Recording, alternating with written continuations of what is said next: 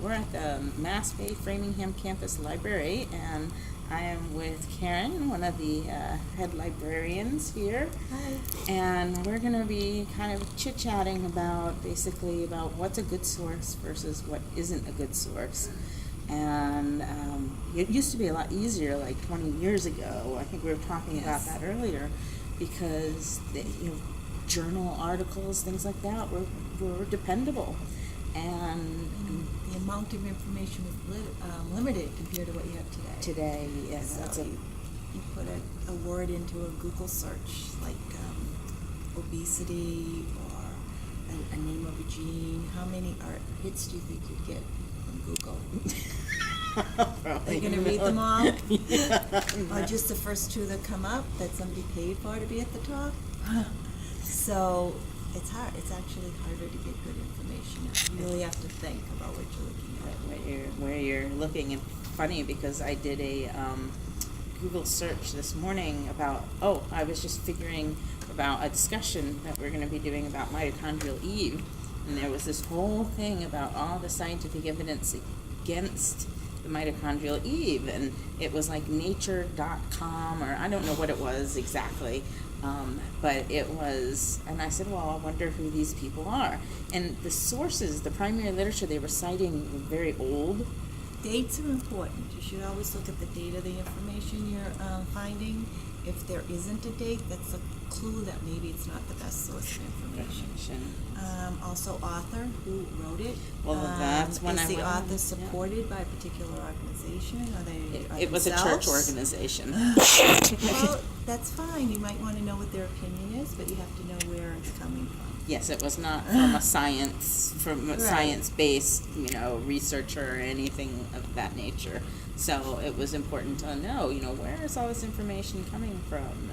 Well, an example I use when I teach, I work with the nursing students quite frequently, and they have to be very aware of the resources and they're depending on. They're making clinical decisions that could be life and death. So, and also, their professors are very fussy with their citations. They have to really cite where they're getting their information from.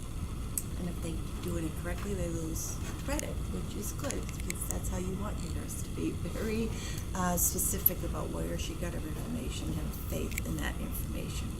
So I use this as an example with the new nurses.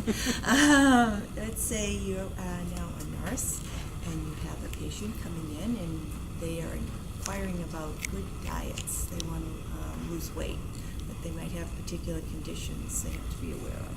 So where do you think, or do you hope your nurse or physician is getting their information from? It could be many different sources. It could be something like Time Magazine,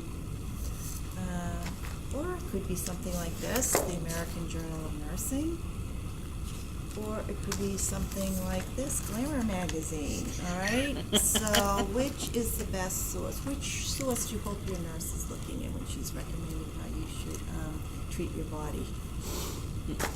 So you've got to make that decision yourself when you're looking on the internet. I know a lot of you are going to probably be online, but remember, all of these things I just showed you are online. They can be in different formats. This is print. If you don't know what this is a print journal, but a lot of these things are now online, and basically it's the exact same document, except it's a different format. It's online. This particular thing, you cannot get online for free. You pay almost $800 a year for you to see this online.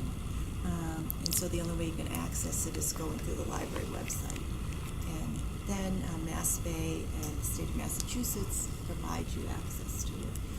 We pay almost $100,000 a year for access to these different journals. So while you're here, you really should be making use of these resources.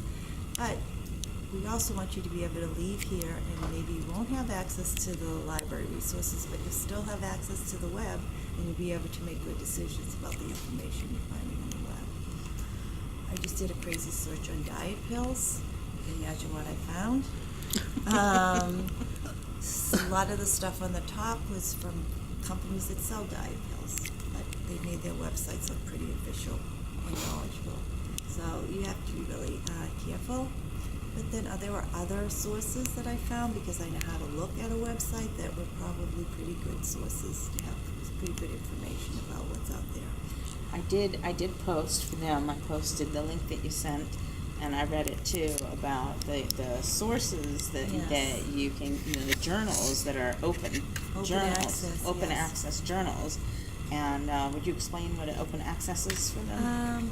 Open access is good in many ways. It's a way to provide information for free to people, but and so there are many scholars and scientists who believe in the open access movement. They want to get information out there so other people can look at it and they can comment on it, and it's free. And you can reuse it if you want to. The only thing you have to do is make sure you don't change it in any way, and you give credit to the authors.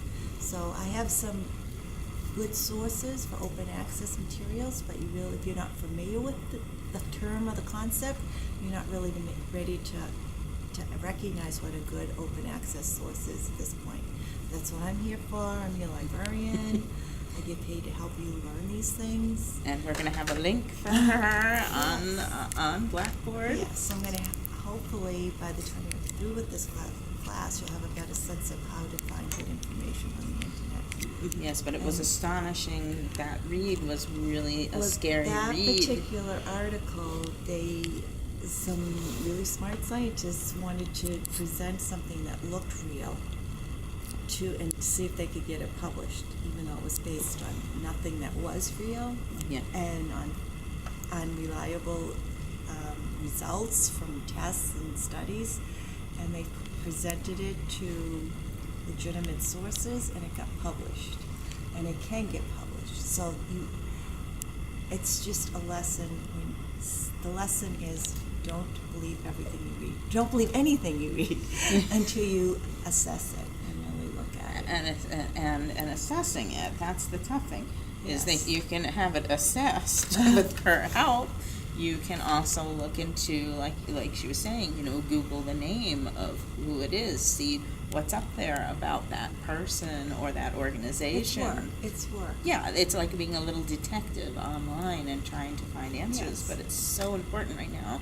And, equally with the actual really reliable and good journals that are out there, we're starting to see problems with infiltration by corporations into the background, and they're the ones that get to decide, who goes into it, who doesn't, or they'll even pull a journal paper out because it goes against the wishes of the big man.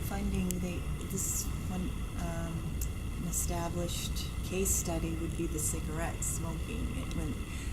When it first became noticeable that maybe cigarette smoking is harmful to your health, cigarette companies hired particular researchers and only supported the research that would produce the results that they wanted. So you just have to be aware of how things work.